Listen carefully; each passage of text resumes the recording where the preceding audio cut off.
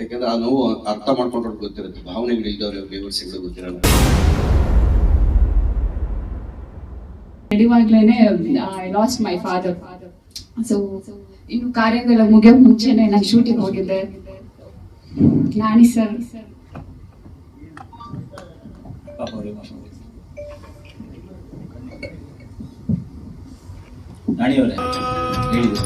ನಗುತ್ತೈತೆ ದೈವ ಅಲ್ಲಿ, ಅಳುತ್ತೈತೆ ಜೀವ ಇಲ್ಲಿ.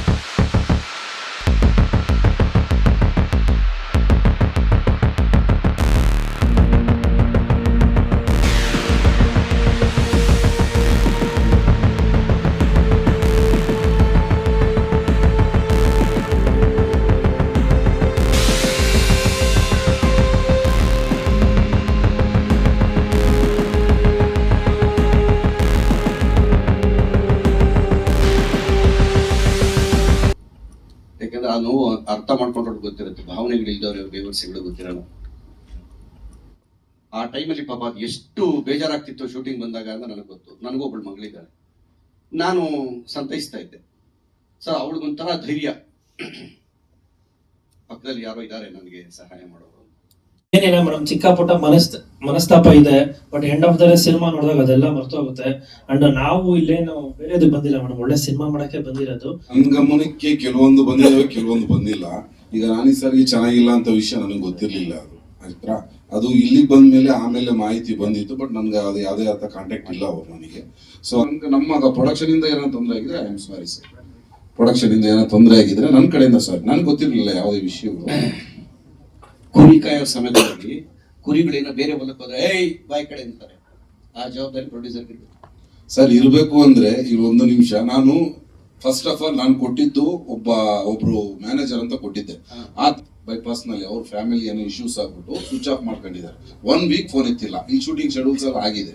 ಸೊ ನಾನು ಫೋನ್ ಮಾಡಿ ಆ ತಿಂಗಿ ಸ್ವಿಚ್ ಆಫ್ ಆಗಿದೆ. ನಾನು ಯಾರನ್ನ ಕಾಂಟ್ಯಾಕ್ಟ್ ಮಾಡ್ಬೇಕು? ಆ ವ್ಯಕ್ತಿ ಬಿಟ್ರೆ ಬೇರೆ ವ್ಯಕ್ತಿ ಕಳ್ಸಕ್ಕಿಲ್ಲ. ಯಾಕಂದ್ರೆ ಆತ ಬಂದು ಆಮೇಲೆ ಸಾರಿ ಕೇಳ್ಕೊಂಡಿದ್ದಾರೆ, ಕಣ್ಣಾಗ ನೀರ್ ಹಾಕಿದ್ದಾರೆ. ಸೊ ಆತನ ಬಗ್ಗೆ ಇಲ್ಲಿ ಮಾತಾಡಿ ಅದನ್ನ ಅವರು ಫ್ಯಾಮಿಲಿಯಲ್ಲಿ ಅವ್ರು ಓನ್ ಅಲ್ಲಲ್ಲ ಸರ್, ಅದನ್ನೇ ರಿಕ್ವೆಸ್ಟ್. ನಾನು ಅವ್ರ ಬಗ್ಗೆ ಅವರಿಂದ ಅವ್ರು ಬಂದು ಕಣ್ಣೀರ್ ಹಾಕ್ಬಿಟ್ಟು ಇನ್ನೇನು ಕಾಲಿಗೆ ಒಂದು ಅಷ್ಟು ದೊಡ್ಡ ಮನುಷ್ಯ, ಅಷ್ಟು ದೊಡ್ಡ ವ್ಯಕ್ತಿ ಕಾಲಿಗೆ ಒಂದು ಬೀಳ್ಬೇಕಾಯ್ತು. ನಾನು ಅವ್ರನ್ನ ಕಾಲಿಗೆ ಬೀಳಿಸ್ಕೊಳ್ಳೋ ಲೆವೆಲ್ ನಾನು ಅಷ್ಟು ದೊಡ್ಡ ವ್ಯಕ್ತಿ ಆಗಿಲ್ಲ.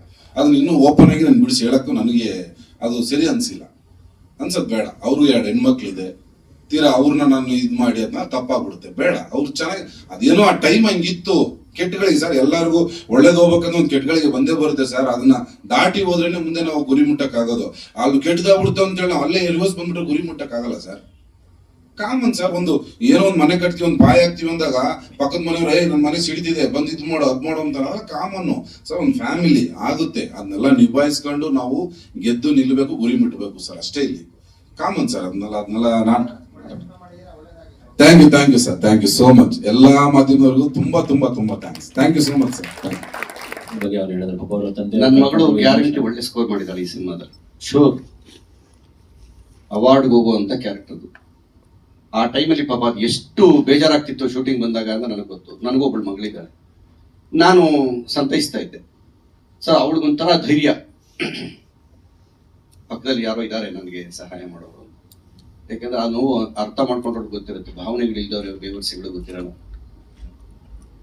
ನಾನು ತುಂಬಾ ಕಲ್ತೆ ಈ ಸಿನಿಮಾದಲ್ಲಿ, ಸಿಕ್ಕಾಪಟ್ಟೆ ಕಲ್ತ್ಬಿಟ್ಟೆ. ಇವಾಗ ಗೊತ್ತಿರೋದಕ್ಕಿಂತ ಜಾಸ್ತಿ ಕಲ್ತ್ಕೊಂಡಿದ್ದೀನಿ.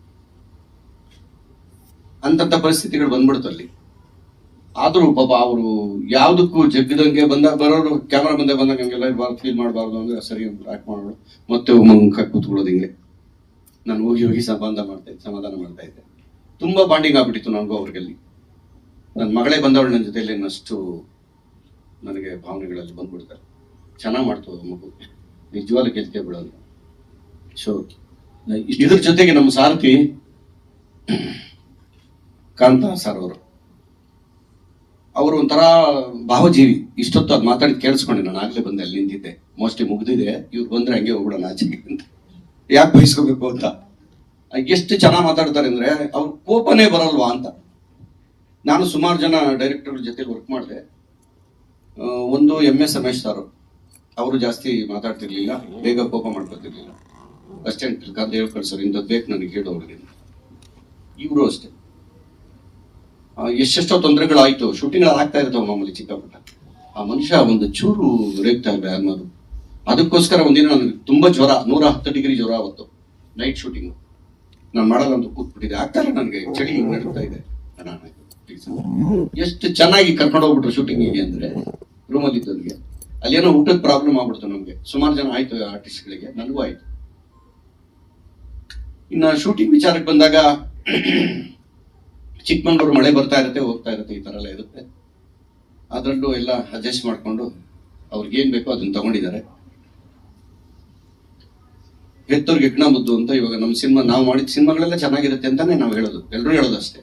ಡೈರೆಕ್ಟ್ ಇಂದ ಹಿಡಿದು ಆರ್ಟಿಸ್ಟ್ ಇಂದ ಹಿಡಿದು ಇವರು ನಮ್ಮ ಜಗಪ್ಪ ಆಗ್ಲಿ, ಗುರು ಆಗ್ಲಿ, ಯಾರೇನು ಕಡಿಮೆ ಇಲ್ಲ ಇಲ್ಲಿ, ಎಲ್ಲರೂ ಚೆನ್ನಾಗಿ ಇದು ಮಾಡಿದ್ರು. ನಾನು ಪ್ರೊಡ್ಯೂಸರ್ನೇ ನೋಡಿಲ್ಲ ಈ ಸಿನಿಮಾ ಮುಗಿಯೋವರೆಗೂ. ಬಂದಿದಾರ ಸರ್? ನಮಸ್ಕಾರ, ತಮ್ಮ ಹೆಸರು? ಪ್ರದೀಪ್ ಸರ್. ಈಗ ಪರಿಚಯ ಮಾಡ್ತಾರೆ. ಹೌದು, ಒಂದ್ಸರಿ ಲೊಕೇಶನ್ ಬಂದವ್ರೆ, ಅವ್ರನ್ನ ಪರಿಚಯ ಆಗಕ್ ಬಿಡ್ಲಿಲ್ಲ ಜನ. ನಾಡಿ ಇನ್ನೊಂದು ಪಿಕ್ಚರ್ ಹಾಕೊಂಡ್ಬಿಡ್ತಾನೆ ನಾವು ಅಂತ. ನಾನು ಹಂಗಾಗಿದ್ರೆ ಇಷ್ಟು ಸಿನಿಮಾ ಮಾಡ್ಬೇಕಿತ್ತು. ಇರ್ಲಿ, ಚೆನ್ನಾಗಾಗುತ್ತೆ ಸರ್, ಕೆಲಸ ಚೆನ್ನಾಗಾಗಿದೆ. ನಾನು ಅದಕ್ಕೆ ಮೈ ಹಿಡಿಯಲ್ಲ, ಹಿಡಿದ್ಬಿಟ್ರೆ ನಾನು ಒಳಗೆ ಏನು ನಿಲ್ಲಲ್ಲ. ಸ್ವಿಚ್ ಆನ್ ಮಾಡ್ಬಿಟ್ರೆ ಬರ್ತಾ ಇರುತ್ತೆ ಎಲ್ಲ. ಅದಕ್ಕೆ ಬೇಡ, ಒಳ್ಳೇದಾಗ್ಲಿ, ಸಿನಿಮಾ ಚೆನ್ನಾಗಾಗ್ಬೇಕು. ಕಾಂತರಾಜ್ ಅವರ ಆಸೆಗೋಸ್ಕರ ಬಂದಿದ್ದೀನಿ ನಾನು. ನೀವೇನೋ ಹೇಳಿದ್ರಿ ಊರು ತುಂಬಾ ಪ್ರಮೋಷನ್ ಆಗುತ್ತೆ ಕರ್ನಾಟಕ ಅಂತ, ನಾನು ಹೋಗಲ್ಲ. ಕೆಲಸ ಬಿಟ್ಟು ಹೆಂಗ್ ಹೋಗೋದು ನಾವು? ಇದು ಒಂದು ಸಿನಿಮಾ ಅಲ್ವಾ? ಹೌದು ಸರ್, ಸಂತೋಷ. ಇಲ್ಲಿ ಊಟ ಬಿಟ್ಟು ಹೋಗ್ತಾ ಇರ್ತೀನಲ್ಲ, ಅಲ್ಲಿ ಊಟ ಕೊಡ್ಬೇಕಲ್ವಾ? ಊಟ ಅಂದ್ರೆ ಎಲ್ಲ ಊಟ ಅಲ್ಲ ನಾನು ಹೇಳಿದ್ದು, ಎಲ್ಲ ವಿಚಾರದಲ್ಲಿ. ಹಂಗಾಗುತ್ತೆ, ಕಷ್ಟ ಆಗುತ್ತೆ ಅವ್ರಿಗೆ. ನಮ್ಮನ್ನೆಲ್ಲ ಕರ್ಕೊಂಡೋಗಿ ಇದು ಮಾಡಕ್ಕಾಗಲ್ಲ. ಟೈಮ್ ಇದ್ರೆ ಡೈರೆಕ್ಟರ್ಗೋಸ್ಕರ ಖಂಡಿತ ಹೋಗ್ತೀವಿ. ಇಷ್ಟ ಆಗಿದೆ. ಇನ್ನು ನನ್ನ ಪಾತ್ರದ ಬಗ್ಗೆ ಅದೇ ನಾನು ಹೇಳಿದ್ನಲ್ಲ, ನನ್ನ ಮಗಳೇ ನನ್ನ ಜೊತೆ ಆಕ್ಟ್ ಮಾಡ್ದಂಗೆ ಇತ್ತು ಅಂತ. ಇವತ್ತು ಫೋನ್ ಮಾಡಿ ಪಾಪ ಯಾವ್ದೊಂದು ಸಿನಿಮಾ ಕರೆದ್ರು, ನಾನು ಬರೋಕ್ಕಾಗಿಲ್ಲ. ಸಾರಿ ಹಾ, ಎಷ್ಟು ಫೀಲ್ ಮಾಡ್ತಿತ್ತು ಹುಡುಗಿ ಅಂದ್ರೆ, ಸ್ಕ್ರಿಪ್ಟ್ ಅಲ್ಲಿ ಬಂದಾಗ ಮಾತ್ರ ಕ್ಯಾಮ್ರಾ ಮುಂದೆ ಅದನ್ನ ಆಕ್ಟ್ ಮಾಡೋದು, ಅಲ್ಲೂ ಸುಮ್ಮನೆ ಮೌನ ಕೂತ್ಕೊಂಡ್ಬಿಡೋದು. ಅಯ್ಯೋ ಅನ್ಸೋದು ನೋಡ್ತಾ ಇದ್ರೆ. ನಮಗೂ ಬಿಟ್ಕೊಡಕ್ ಆಗ್ಲಿಲ್ಲ, ಅಲ್ಲಿ ಲೊಕೇಶನ್ ಪ್ರಾಬ್ಲಮ್ ಇತ್ತು. ತುಂಬಾ ನೋವು ಅನ್ಬಿಸಿದ್ಯಾ. ಡೈರೆಕ್ಟರ್ ಕನಸು ನನಸಾಗುತ್ತೆ. ತುಂಬಾ ಚೆನ್ನಾಗಿ ಮಾಡಿದ್ದಾರೆ ಸಿನಿಮಾ. ಡಬ್ಬಿಂಗ್ ಮಾಡಿದಾಗ ನೋಡಿದೆ ನಾನು. ಇವತ್ತು ಕೂಡ ನಾನು ಹೇಳಿದೆ, ಇಲ್ಲಪ್ಪ ನನಗೆ ಆಗ್ತಾ ಇಲ್ಲ, ಬರಕ್ ಬಿಡಲ್ಲ ಇವರು. 6 ಗಂಟೆಗೆ ಬಿಟ್ಟರೆ ನಾನು ಬರೋದು ಇಲ್ಲಿಂದ ಶಿಫ್ಟಿ ಅಪಾರ್ಟ್ಮೆಂಟ್ ಹತ್ರ ಇದ್ದೀನಿ ಅಂತ. ಇಲ್ಲ, ಲೇಟ್ ಆದ್ರೂ ಪರವಾಗಿಲ್ಲ, ನೀವು ಬರ್ಬೇಕು. ಬಂದಿದ್ದೀವಿ. ಇಡೀ ಟೀಮ್ಗೆ ಒಳ್ಳೇದಾಗ್ಲಿ. ನಿರ್ಮಾಪಕರು ನಮ್ಮನ್ನು ನಂಬಿ ಹಣ ಹಾಕಿದ್ದಾರೆ, ಅವರನ್ನ ತಿಂದಿದ್ದೀವಿ. ದೇವರು ಎಲ್ರಿಗೂ ಒಳ್ಳೇದು ಮಾಡ್ಲಿ ಅಂತ ಹೇಳಿ ಆಶಿಸ್ತೀನಿ. ಮಾಮೂಲಿ ಕೇಳಿದಾಗೆ ನಿಮ್ಮನ್ನ ಕೈ ಮುಗಿದು ಕೇಳ್ಕೊತೀನಿ. ಇಷ್ಟು ವರ್ಷ ನಮ್ಮನ್ನ ಎಲ್ಲ ಕಾಪಾಡ್ಕೊಂಡ್ ಬಂದಿದ್ದೀರಿ ಇಂಡಸ್ಟ್ರಿಯಿಂದ, ನಾನು ಒಬ್ಬನಲ್ಲ, ಎಲ್ಲರನ್ನು. ಅದೇ ರೀತಿ ಈ ಸಿನಿಮಾಗೂ ಸಪೋರ್ಟ್ ಮಾಡಿ ಅಂತ ಹೇಳಿ ನಮ್ಮನ್ನು ಕೇಳ್ಕೊತೀನಿ. ನಮಸ್ಕಾರ. 3 ವಾಯ್ಸ್ ಬರ್ತಾ ಇದೆ.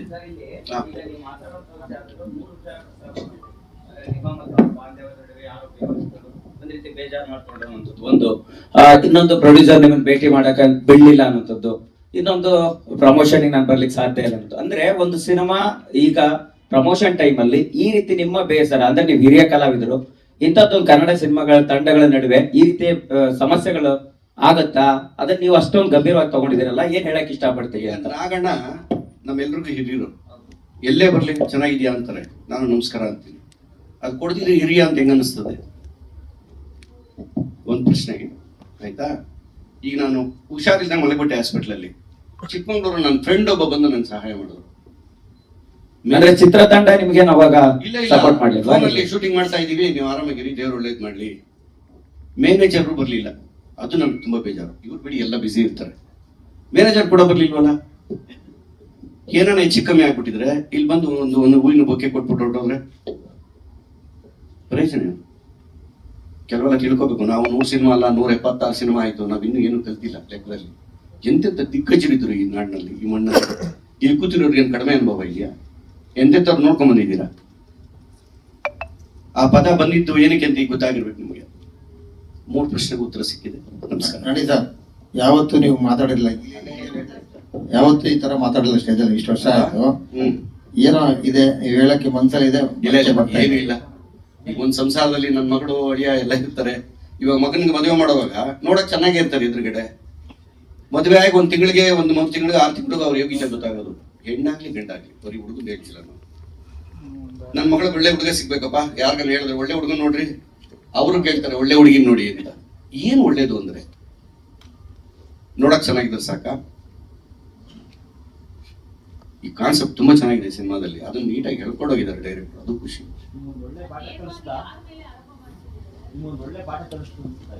ಯಾರಿಗೆ? ಜೀವನನೇ ಹಿಂಗಲ್ವಾ, ದಿನ ಒಂದೊಂದು ಪಾಠ ಕಲಿತಾ ಇರ್ತೀವಿ. ನನಗೆ ಅವತ್ತು ತುಂಬಾ ಬೇಜಾರಾಯ್ತು, ನನಗೆ ಒಬ್ರು ಬರ್ಲಿಲ್ಲ. ಹಾಗಾಗಿ ಆವತ್ತಿದೆಲ್ಲವೂ ಕೂಡ ಗಮನಿಸ್ಕೊಳಕ್ ಆಗ್ಲಿಲ್ವಾ? ಈ ರೀತಿ ಅಸಮಾಧಾನಕ್ಕೆ ಏನ್ ಹೇಳಕ್ ಇಷ್ಟಪಡ್ತೀರಿ ಅಂತ ಫೈನಲ್?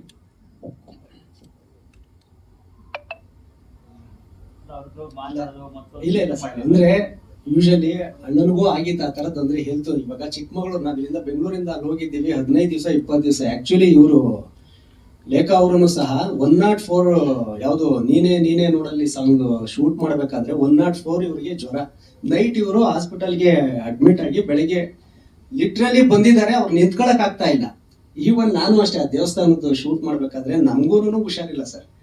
ಅಂದ್ರೆ ಈ ತರ ಅಂದ್ರೆ ಏನೋ ಒಂದ್ ಒಳ್ಳೆ ಕೆಲಸ ಮಾಡ್ಬೇಕಾದಾಗ ತಪ್ಪು ಒಪ್ಕೊಳ ಅಂದ್ರೆ ಆಗತ್ತೆ. ಆ ಟೈಮಲ್ಲಿ ಅಣ್ಣ ನಮ್ಮಿಂದ ಏನಾದ್ರು ನಮ್ ಕಡೆಯಿಂದ ಮಿಸ್ ತಪ್ಪಾಗಿದ್ರೆ ಹೌದು ಸರ್, ಹೌದು ನೀವು ಕಾಪಾಡ್ಕೊಳ್ಳಿಲ್ಲ ಬಹಳ ಕಷ್ಟ ಆಗುತ್ತೆ. ಹೌದು ಸರ್, ಹೀರೋಯಿನ್ ಆದ್ರೂ ಅಷ್ಟೇ, ಅವರಾದ್ರೂ ಕಲಾವಿದರು ನಿಮ್ ಜವಾಬ್ದಾರಿ ಅದಿರುತ್ತೆ. ನಿಮ್ ಪ್ರೊಡಕ್ಷನ್ ಯೂನಿಟ್ ಅಥವಾ ಪ್ರೊಡ್ಯೂಸರ್ ಗೊತ್ತಿದೆಯಲ್ವ, ಅವ್ರಿಗೆ ಪ್ರೊಡ್ಯೂಸರ್ ಇಲ್ಲಿ ಭೇಟಿ ಮಾಡ್ತಾರೆ. ಸೊ ಇದೆಲ್ಲ ಏನ್ ಗೊತ್ತಾ, ಬಂದ್ರು ಒಂದು ಸೃಷ್ಟಿ ಮಾಡ್ತಾರೆ, ಮಾಡ್ಕೋಬಾರ್ದು. ಅಲ್ಟಿಮೇಟ್ ಸಿನಿಮಾ ಗೆಲ್ಬೇಕು, ಅವ್ರು ದುಡ್ಡು ಬರ್ಬೇಕು. ಕೊನೆಗೆ ಅವ್ರಿಗೆ ಏನಾಗುತ್ತೆ, ಇದೆಲ್ಲ ಹಾಕಿದ್ರೆ ಅವ್ರು ಟೆನ್ಷನ್ ಶುರು ಆಗುತ್ತೆ. ಆ ಕೆಲಸ ಆಗ್ಬಾರ್ದಲ್ವಾ? ಹೌದೌದು ಸರ್, ಖಂಡಿತ. ಆದ್ರೂ ಕೂಡ ಅವರು ನಾನೀತ ನಿಮ್ಮ ಮುಖ ನೋಡ್ಕೊಂಬಂತೆ ಅಂತ ಇಲ್ಲಿ ನಿಮ್ಮ ಮುಖ ನೋಡ್ಕೊಂಬಂತೆ ಅಂತ ಅಟ್ಮಾಸಿ ಒತ್ತಿ ಹೇಳಿದ್ರು. ಅಂದ್ರೆ ಬೇರೆ ಯಾರು ಅವ್ರ ಎಲ್ಲರೂ ಬೇಜಾರಾಗಿ ನಡ್ಕೊಂಡಿದಾರ ಅಂತ? ಆ ಥರ ಅಲ್ಲ, ಒಬ್ಬ ಇವರೆಲ್ಲ ಈಗ ಬಂದಿರೋರು ಅವ್ರವ್ರ ಕೆಲಸ ಅವ್ರು ನೀಟಾಗಿ ಮಾಡಿದ್ರು. ನನಗೆ ಅವತ್ತು ತುಂಬಾ ಬೇಜಾರಾಗಿತ್ತು. ಒಬ್ಬ ಮ್ಯಾನೇಜರ್ ಅನ್ಸ್ಕೊಂಡವನು ಬರ್ಲಿಲ್ವಲ್ಲ ಅಲ್ಲಿಗೆ.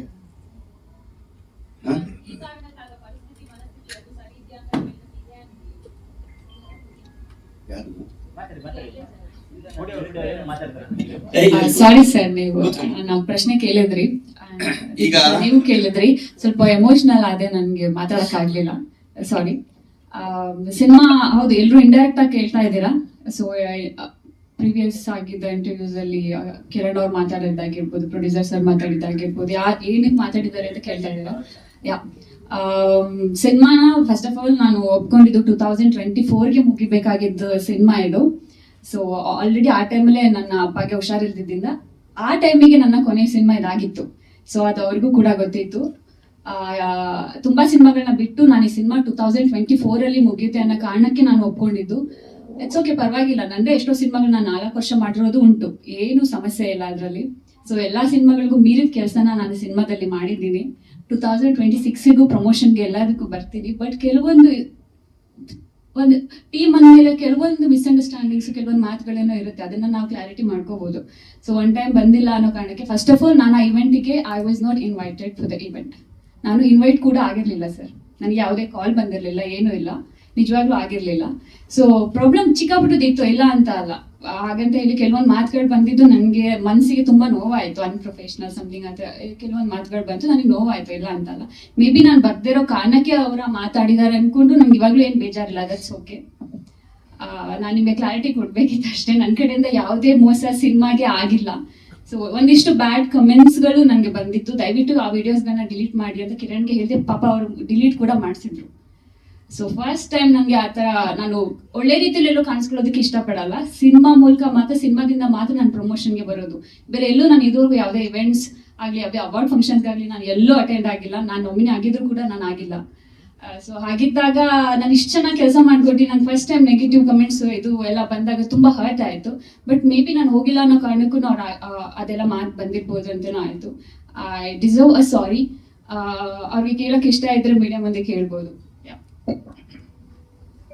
ಬಿಡಿ, ಆಯ್ತು. ಒಂದು ತಂಡ ಕಟ್ಕೊಂಡಿದ್ವಿ, ಒಂದು ಸಂಸಾರ ತರ ಇದ್ವಿ, ಕೆಟ್ಟ ಮಕ್ಳು ಇರ್ತವೆ, ಒಳ್ಳೆ ಮಕ್ಳು ಇರ್ತವೆ, ಅದರಲ್ಲಿ ಅದನ್ನೆಲ್ಲ ಏನು ಬೇಡ. ಇವಾಗ ನೀವುಗಳು ಇಲ್ಲೇ ಹೇಳ್ಬಿಟ್ರೆ ನಾವು ತಿಳ್ಕೊತೀವಿ. ನನ್ನಿಂದನೂ ಹಿಡಿದು ಒಪ್ಕೋತೀನಿ ನಾನು ಅದನ್ನು. ಇಲ್ಲಿಗೆ ಇದನ್ನ ಮುಗಿಸೋಣ, ಮುಂದಿನ ದಿನಗಳಲ್ಲಿ ಒಳ್ಳೇದಾಗ್ಲಿ ನಾನು ಹೇಳೋದು ಅಷ್ಟೇ. ಇರ್ಬೇಕು ಸರ್, ಯಾಕೆಂದ್ರೆ ಟೀಮಲ್ಲಿ ಅನ್ನ ತಿಂದಿದ್ದೀವಿ, ಅದೆಲ್ಲ ನಾವು ಇದೆ, ಅದೆಲ್ಲ ನಾವು ಸಾಮಾನ್ಯ ಇಲ್ಲಿರೋರ್ಗೆಲ್ಲ ಗೊತ್ತು. ನಾನು ಯಾವ ಪಿಕ್ಚರ್ಗೂ ಮಿಸ್ ಆಗಲ್ಲ. ಅವ್ರು ಕೇಳಿದ್ರು ಮಧ್ಯಾಹ್ನ, ನೀವ್ ಯಾವತ್ತೂ ಈ ತರ ಮಾತಾಡಿಲ್ವಲ್ಲ ಅಂತ. ಮಾತಾಡ್ತಿದ್ರೆ ಗೊತ್ತಾಗೋದು ಹೇಗೆ? ಈಗ ನಾನ್ ಮಾಡಿದ ತಪ್ಪು ಬೇರೆಯವ್ರು ಹೇಳ್ಬೇಕು, ನನ್ ಬೆನ್ನ ನನ್ ಕಾಣಲ್ವಲ್ಲ, ಬೇರೆಯವ್ರು ಹೇಳ್ಬೇಕು. ಯಾರೇ ಸುಮ್ಮನೆ ಮಾಡೋರ ನಿನ್ ಬೆನ್ನ ಕಾಣಲ್ಲ ಅಂತ ಬೇರೆಯವ್ರು ನೋಡಿ ಹೇಳ್ಬೇಕು, ಬೆನ್ನಲ್ಲಿ ಏನೋ ಇದೆ ನೋಡು ಅಂತ ಹೇಳಿ. ನನಗೂ ಹೇಳಿ, ತಿಳ್ಕೊತೀನಿ. ಹೊಸಬರಾಗ್ಲಿ ಹೇಳ್ಬೇಕು. ಇಲ್ಲಿ ಅಹಂಕಾರ ನಡೆಯಲ್ಲ. ಯಾಕೆಂದ್ರೆ ಈ ಭೂಮಿನೇ ಅಂತದ್ದು. ನವರತ್ನಗಳ ಮೇಲೆ, ಮೆಟ್ಲುಗಳ ಮೇಲೆ, ನವಗ್ರಹಗಳ ಮೇಲೆ ಓಡಾಡೋದು ರಾವಣನೇ ಭಸ್ಮ ಆಗೋದ. ನಮ್ದೆಲ್ಲ ಯಾವ ಲೆಕ್ಕ? ಹೌದು ಸರ್. ಮತ್ತೆ ಹೌದು ಸರ್, ಹೇಳಿ ಸರ್. ಸರ್ ಹೌದು ಸರ್, ಹೌದು ಸರ್. ಇಲ್ಲ, ಟೀಮ್ ವರ್ಕ್ ಅಲ್ವಾ ಸರ್. ಸಿನಿಮಾ ದೊಡ್ಡವರೆಲ್ಲ ಬಂದಿದ್ದಾರೆ ಅಂದ್ಮೇಲೆ ನಾವು ಬರಬೇಕು. ಇಲ್ಲ ಅಂತಂದ್ರೆ ನಾನು ಸಾರಿ ಕೇಳ್ಬೇಕಾಗುತ್ತೆ. ಅದಕ್ಕೆ ಇಲ್ಲ ಸರ್, ಕಾಮಿಡಿ ಪಾತ್ರ, ಸ್ನೇಹಿತನ ಪಾತ್ರ ಮಾಡಿದ್ದು. ಬಟ್ ನನಗೆ ಗೊತ್ತಿಲ್ಲ ಇದೆಲ್ಲ. ನಾನು ಬರ್ತಾ ಇದ್ದೆ, ಸಿನಿಮಾ ಆಕ್ಟ್ ಮಾಡ್ತಾ ಇದ್ದೆ, ಹೋಗ್ತಾ ಇದ್ದೆ. ಅಲ್ಲ, ಅದಕ್ಕೆ ಕೇಳ್ಕೊಂಡೆ ಸರ್. ಫಸ್ಟ್ ಇಲ್ಲಿ ಕೂತ್ಕೊಂಡಾಗ್ಲಿ ಹೇಳ್ಬಿಟ್ರು ಕಟ್ ಆಗಿದೆ ಅಂತ. ಅದು ಆಮೇಲೆ ಹೇಳಿದ್ರು ಸಿನಿಮಾದಲ್ಲಿ ಇದೆ, ಟ್ರೈಲರ್ ಅಲ್ಲಿ ಕಟ್ ಆಗಿದೆ ಅಂತ. ಸರ್ ಸಿನಿಮಾದಲ್ಲಿ ಇರ್ಲಿ ಸರ್, ಚೆನ್ನಾಗಿದೆ ಎಲ್ಲ ಒಳ್ಳೊಳ್ಳೆ. ಹ್ಞೂ ಸರ್. ಇಲ್ಲ, ಇನ್ಮೇಲೆ ನಾನು ಎಡಿಟಿಂಗ್ ಹತ್ರ ಹೋಗ್ಬೇಕು ಅನ್ಸುತ್ತೆ. ಇಲ್ಲ, ಸಿನಿಮಾದಲ್ಲಿ ತುಂಬಾ ಚೆನ್ನಾಗಿ ತೋರಿಸಿದ್ದಾರೆ. ಏನೇ ತೊಂದರೆಗಳಿದ್ರು ಸಿನಿಮಾನ ಅದ್ಭುತವಾಗಿ ಮಾಡಿದೀವಿ. ಬಟ್ ಯಾವ ತೊಂದರೆ ಇತ್ತು, ಏನಿತ್ತು ಅಂತ ಸತ್ಯವಾಗ್ಲೂ ನಂಗೂ ಗೊತ್ತಿಲ್ಲ ಸರ್. ಇಲ್ಲ ಅಂದಿದ್ರೆ ಅವತ್ತು ನಾನೇ ಬಂದು ಕೇಳ್ತಾ ಇದ್ದೆ. ಇಲ್ಲ, ತುಂಬಾ ಚೆನ್ನಾಗಾಗಿದೆ ಸಿನಿಮಾ. ಚೆನ್ನಾಗಿ ಆಗ್ಲಿ, ಚೆನ್ನಾಗಿ ಓಡ್ಲಿ. ಎಲ್ಲರೂ ಸೇರ್ಕೊಂಡು ಪ್ರಮೋಷನ್ ಮಾಡ್ತೀವಿ ಸಿನಿಮಾನ. ಎಷ್ಟೇ ಅಡೆತಡೆಗಳಿದ್ದು ಒಂದು ಮನೆ ಕಟ್ಟಿದ್ಮೇಲೆ ಮನೇಲಿ ಒಂದು ಗೃಹ ಪ್ರವೇಶ ಮಾಡಿ ಅದ್ಭುತವಾಗಿ ಸಂಸಾರ ನಡೆಸ್ಬೇಕು ನಾವು. ಚೆನ್ನಾಗಾಗ್ಲಿ ಸರ್. ಹೀರೋ ಸರ್ಗೂ ಚೆನ್ನಾಗಾಗ್ಲಿ, ಪ್ರೊಡ್ಯೂಸರ್ ಸರ್ಗೂ ಚೆನ್ನಾಗಾಗ್ಲಿ. ನಮ್ಮ ಡೈರೆಕ್ಟರ್ ಸರ್, ನಾ ದೊಡ್ಡ ಫ್ಯಾನ್ ನಿಮ್ಗೆ. ಆ ಸಾಂಗ್ ಯಾವಾಗ್ಲೂ ಹೇಳ್ತಾ ಇದ್ದೆ ನಾನು, ಇರುವುದೆಲ್ಲ ಬಿಟ್ಟು ಸಾಂಗ್ ಯಾವಾಗ್ಲೂ ಸ್ಕಿಟ್ ಅಲ್ಲಿ ಹಾಕತ್ತಾ ಇದ್ವಿ ಸರ್ ಅಂತ. ನಿಮ್ ಜೊತೆ ಕೆಲಸ ಮಾಡಿದಕ್ಕೆ ಥ್ಯಾಂಕ್ ಯು ಸರ್. ಒಳ್ಳೆ ಕ್ಯಾರೆಕ್ಟರ್ ಕೊಟ್ಟಿದ್ದಕ್ಕೆ ಥ್ಯಾಂಕ್ ಯು.